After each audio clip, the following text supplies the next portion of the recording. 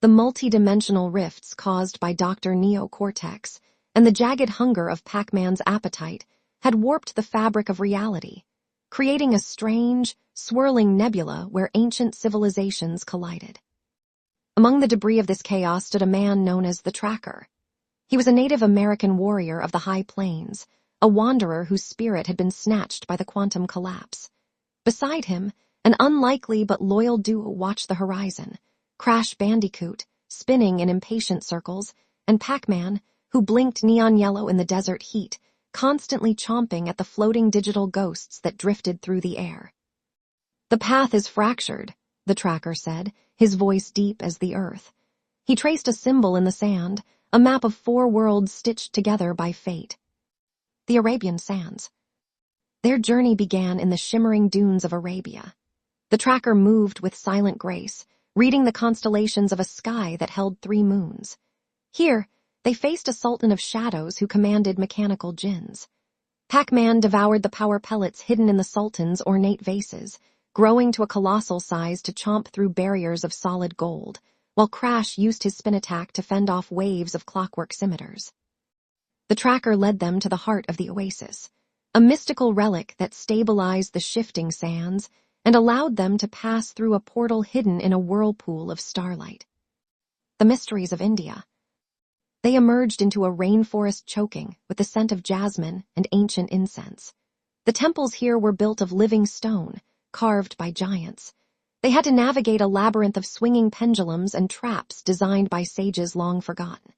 The Tracker used his knowledge of the terrain to guide Crash across disappearing platforms, while Pac-Man cleared the paths of ghost vipers, spirits of the jungle that tried to mimic the maze patterns of his home.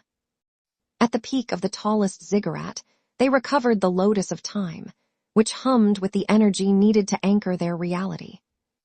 The Greek Odyssey.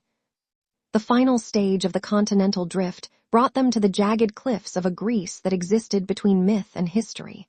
Marble pillars floated in the Aegean Sea. They faced the wrath of a digitized Cerberus, a 3-headed beast of raw electrical energy.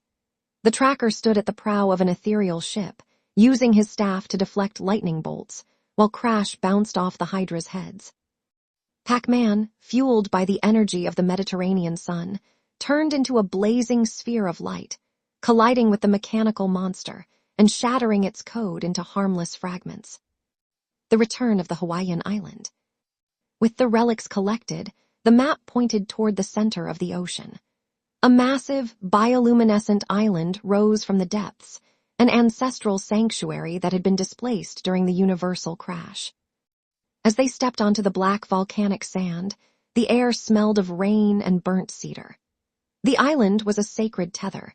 By placing the Arabian heart, the Indian lotus, and the Greek aegis upon the altar of the volcano, the Tracker felt his spirit realign with his people's long-lost home. "The balance is restored," the Tracker whispered, looking out over an ocean that began to shimmer with a familiar, peaceful blue instead of a chaotic rift color. Crash let out a triumphant whoa and began a celebratory dance on the beach. Pac-Man drifted into the sky, his blinking yellow form merging with the rising sun, finally full in content. The Native American warrior sat by a crackling fire, watching the stars settle into their proper places. Through the chaos of technology and magic, they had navigated the madness, proving that no matter how far the world fractures, the heart always seeks its way back to the shore.